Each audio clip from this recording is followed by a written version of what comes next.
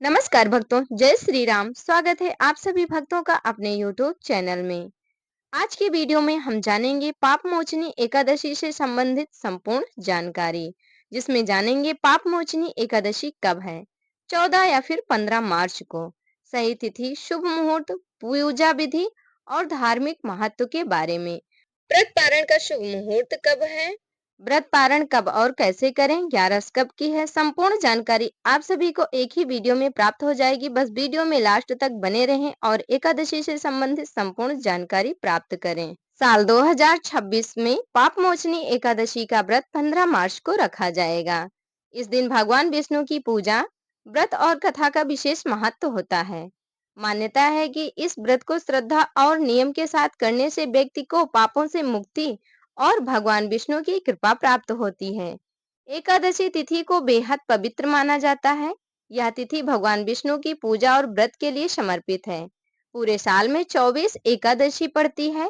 साल भर में आने वाली सभी एकादशियों का अपना अलग अलग महत्व होता है, लेकिन चैत्र मास के कृष्ण पक्ष में पड़ने वाली एकादशी तिथि को पाप मोचनी एकादशी कहा जाता है, जो विशेष मानी जाती है।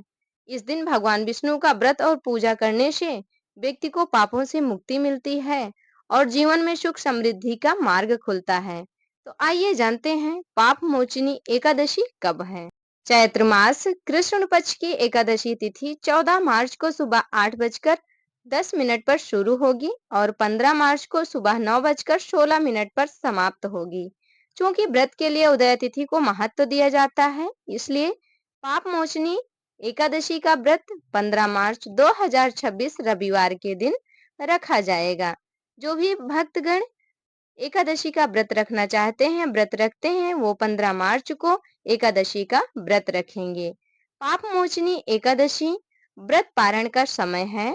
एकादशी व्रत का पूरा फल पाने के लिए द्वादशी तिथि का पारण करना जरूरी माना जाता है। साल 2026 में पाप मोचनी एकादशी व्रत का पारण 16 मार्च को सुबह 6:30 से 8:54 के बीच किया जाएगा। इस समय व्रत खोलना शुभ रहेगा। जो भी भक्तगण एकादशी का व्रत रखे हैं, वो 6:30 से लेकर 8:54 के बीच अवश्य ही इस व्रत का पारण कर लें। इससे उन्हें शुभ फलों की प्राप्ति होगी।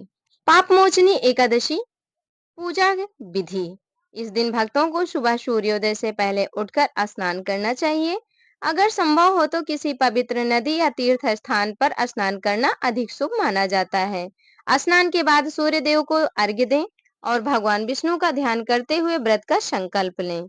इसके बाद घर के मंदिर या किसी मंदिर में जाकर भगवान विष्णु की पूजा करें। पूजा के दौरान गंगा जल, चंदन, रोली, हल्दी, फूल, धूप, दीप, फल और मिष्ठान अर्पित करें।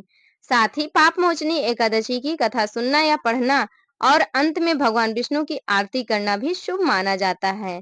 बिना कथा की यह व्रत अधूरा होता है, इसलिए एकादशी के दिन एकादशी व्रत कथा अवश्य ही सुननी चाहिए। जो भी भक्तगण एकादशी का व्रत करते हैं, उन्हें दशमी के सभी नियमों का पालन अवश्य ही करना चाहिए। जैसे एकादशी के एक दिन पहले चावल न खाएं, प्याज, लहसुन आदि का त्याग करें। आइए अब जानते हैं पाप मोचनी एकादशी का धार्मिक महत्व क्या है। पाप मोचनी एकादशी अपने नाम के अनुसार ही फल देने वाली मानी जाती है। इस दिन व्रत और पूजा करने से व्यक्ति के जाने अनजाने में किए गए पापों से मुक्ति मिलती है। कहा जाता है कि जो व्यक्ति श्रद्धा और नियम के साथ यह व्रत करता है, उस पर भगवान विष्णु की कृपा बनी रहती है। इससे जीवन में सुख, शांति और मोक्ष की प्राप्ति का मार्ग भी प्रशस्त होता है। तो ये थी पाप मोचनी एकादशी की संपूर्ण जानकारी।